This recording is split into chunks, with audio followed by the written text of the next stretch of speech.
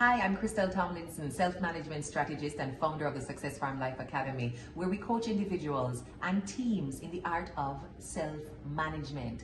How to manage your emotions, how to manage your energy, how to manage your money, how to manage your time. And in this video, we are focusing on how to manage that feeling of overwhelm as a single parent. The idea here is the core caregiving duties for your child or children really fall on your shoulders, and that can be overwhelming, especially if you are a working parent in an environment that does not offer you any sort of grace or space for this supreme task. And so you may have to create your own space, your own ecosystem to maintain peace, mental health, and a sense of joy as you're parenting, because overwhelm and anxiety can decrease the likelihood that you enjoy parenting at all, because it can just feel like a stressful, dark, damp place. And so I'm doing this video to help anyone who, like me, is a single parent who also is working and has to find ways to engage in loving, compassionate,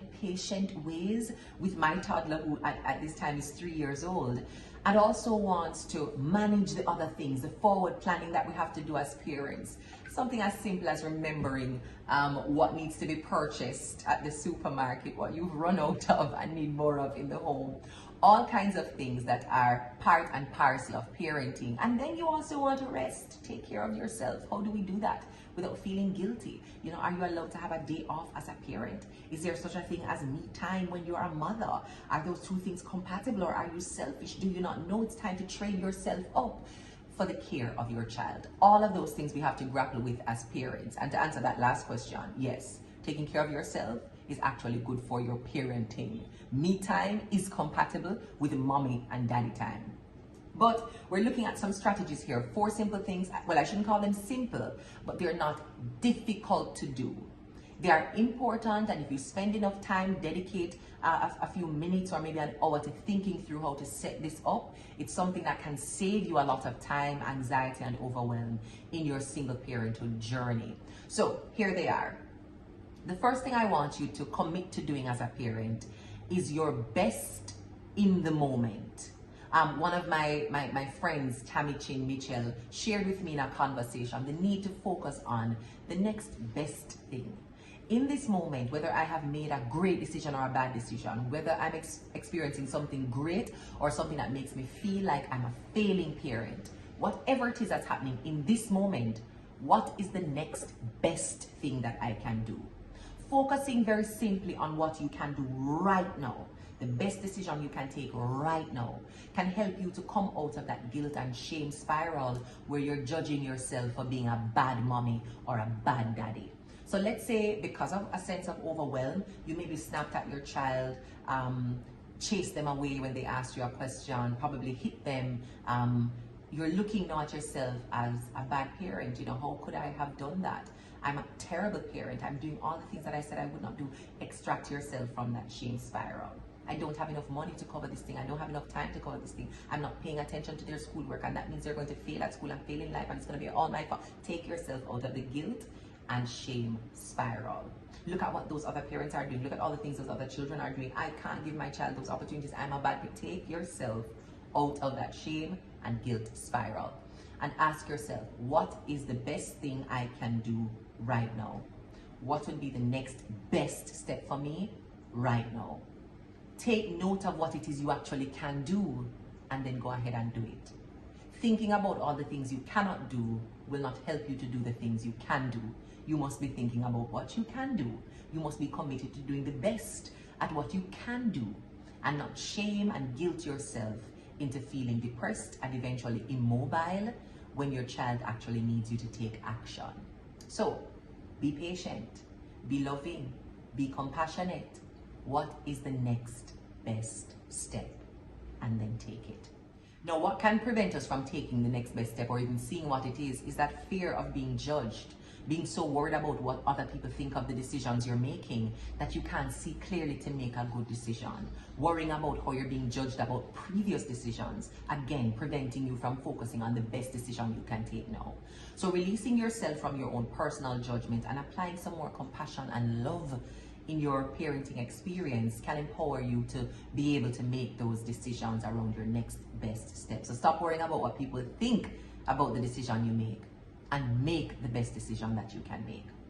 The next tip I would recommend for single parents who are battling overwhelm is to create structure in your life. Structure for your child is especially important, and the research around early childhood development tells us that children thrive on routine and structure.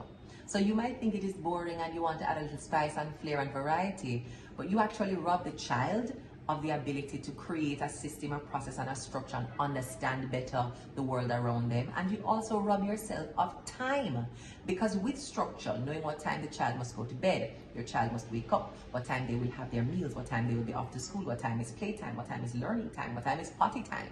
Having that structure also shows you where you have room in the calendar. Because while parenting is a 24-hour activity, your child is not awake 24 hours a day. And so if you have structure around when they will sleep, when they will rest, when they will play, when they will have their play dates, when they will visit family members, and when auntie or godmother, godfather will take them, that kind of structure allows you to also plan for space, room, me time, self-care time, rest. And that's important. So set up some structure if you don't already have it. There is some built-in structure already. If your child is going to school, you know what hours school happens, and you may already have structure around sleep time. What else needs to happen in the day for your child to be engaged and properly stimulated and cared for? What time will that happen? And then look at what time you have left to do other work. Now, part of the structure might require you bringing in help. There's no shame in that, needing help to offer the care services. Remember, if you're a single parent doing it all by yourself, it's actually something a little irregular that you're involved in, because parenting is a two-person job. Two persons made the child biologically. It is a requirement that the child has both energy of mother and father in the household. So if you're doing it as daddy alone, if you're doing it as mommy alone, don't think that you are required to put on a superhero cape and take on the role of two grown human beings in your single body. It's not possible. You're going to end up doing it inefficiently if that's not the only thing you're doing. And even if you're only parenting, again, it's not possible for you to do the job of two human beings. It's just not possible. So if you need help, look around in your newspapers, check online what nanny services or babysitting services are available. And again, create structure around that. Where do you need time to do your deep and focused work? Can I bring in a nanny or a babysitter to give me support in this space? Don't be afraid to pay for the help you need. And there are ways for you to assess whether a sitter or a nanny is right for you, to outline what that sitter or nanny needs to do in order to be really helpful in the process. But create some structure, and do not be ashamed if the structure includes getting help from a nanny or a sitter. We're not about the superhero life. We are about doing things responsibly. We're about managing the time sensibly and giving ourselves the room we need to work while we serve our children as present and compassionate parents. Those things are compatible with getting outside help, because remember, it's not a job that was ever designed for you to do by yourself. And if circumstances have you doing it by yourself, see if circumstances can be created, because if we don't have the circumstances we want, we can create them for ourselves. If you can create the circumstance that gives you a healthy balance and the support you need as a single parent.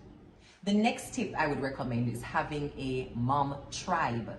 Mothers who you can lean on for their advice, their guidance, their support, or just a listening ear, because sometimes you just want to dump the feelings that you're feeling.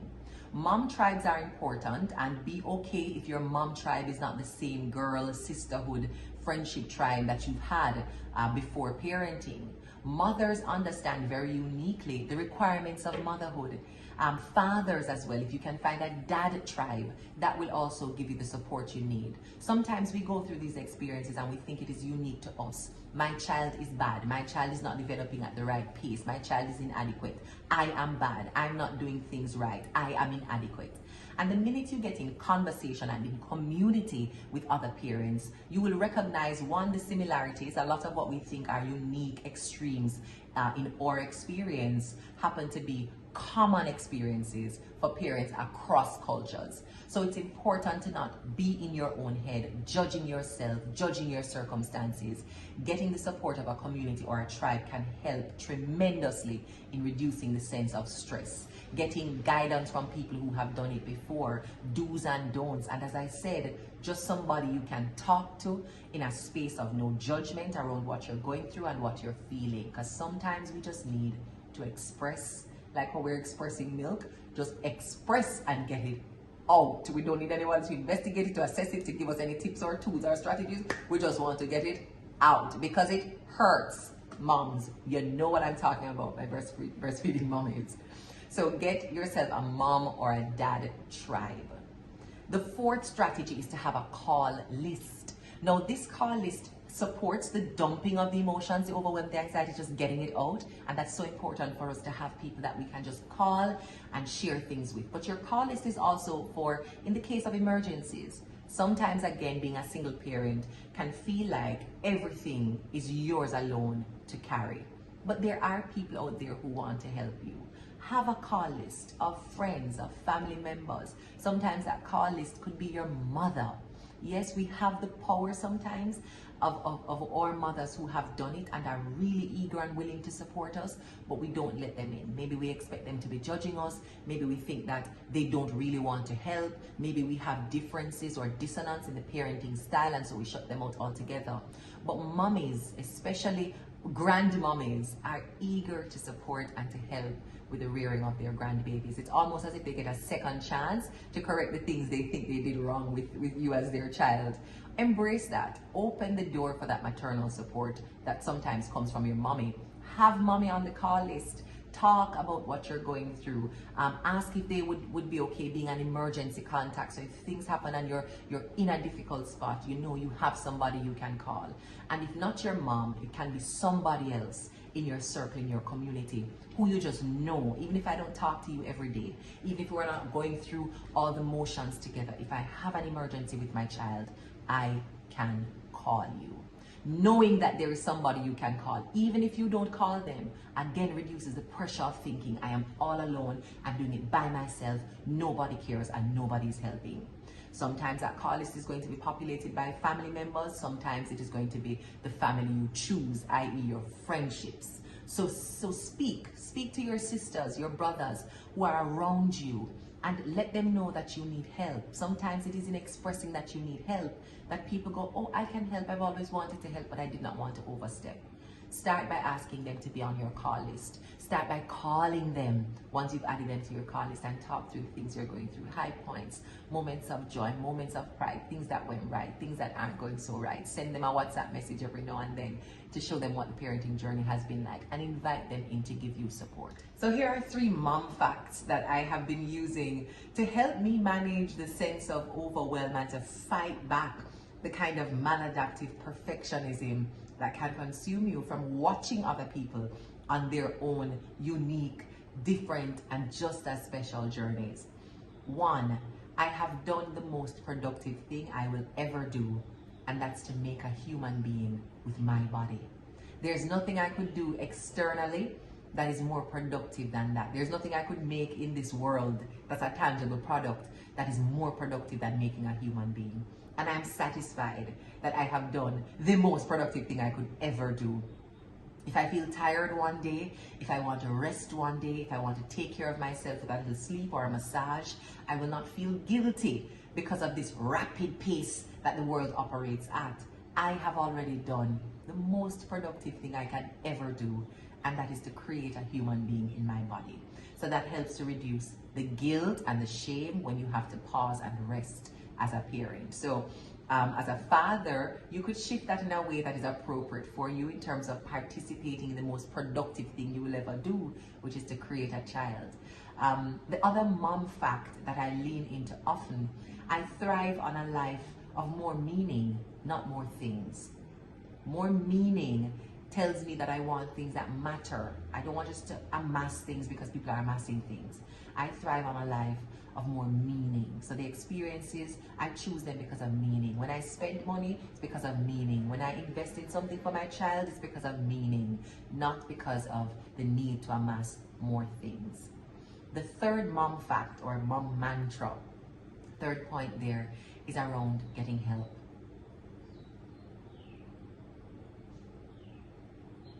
I need help. I was not meant to do this alone. An extra pair of hands are always available. I need help. I am not meant to do this alone. An extra pair of hands is always available. Ooh. Talk about admitting that you need help and preparing your spirit to accept that help and even to ask for it because you feel like you shouldn't ask. No. I need help. So let's get rid of this idea that I should be doing it without any assistance. And we affirm that by saying, I was not meant to do this alone. So whatever life circumstances have caused me to be doing it by myself, it is actually not how it was meant to be. And so I'm also standing in a position of abundance. Even if I don't see it right now, I know an extra pair of hands is always there, just waiting for me to ask for help. I hope this video has been helpful for you, especially if you are a single parent.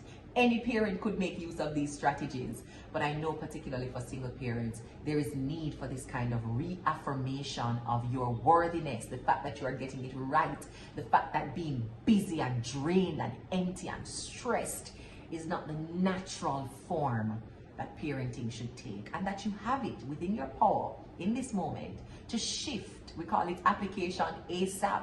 You can do something right now to reduce the sense of stress, heavy judgment, and lack of compassion on this beautiful journey of parenthood that you're on. Even if you're doing it as a single parent, it can still be a journey you enjoy, and you can still build in the right kinds of things to reduce the stress and the anxiety. Now, a quick recap of what we covered in this video. 1, focus on the next best thing. Don't worry about the judgment, who is judging you, who might start judging you. Focus on your next best thing. That's the only thing you actually have control over.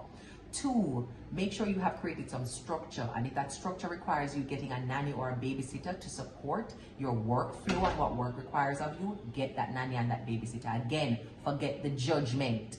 The third thing is to make sure you have a mom or dad tribe, people you can share your experiences with, get perspectives from, and get support if necessary. Even though you're a single parent, you don't have to be the only parent who is talking to yourself. You can get support from the parents around you. And 4, have a call list. Who will you call just to talk, just to share? Who will you call in the case of an emergency? Those extra pair of hands, find them and invite them in to help you. I hope this has been helpful for you, and I invite you to share this with a single parent or just a parent who might need this bit of information to reinforce in them their ability to do a good job, and to remind them that they are doing a very productive thing every single day, keeping their child healthy and alive. Focusing on the parenting work they have to do requires them to release the anxiety, the stress, the fear, and the judgment. And this video might be just what they need to do that. So thank you so much for watching. Remember to like this video if you like this video, and comment below with ideas on videos that you think we should do to help support you on your journey to productivity, peace, and joy in your life. Love and blessings. If you need more support, more resources, or would like to book me to come in and train your team, feel free to send me an email at thesuccessfarmja@gmail.com. I'm looking forward to serving you for all your seasons.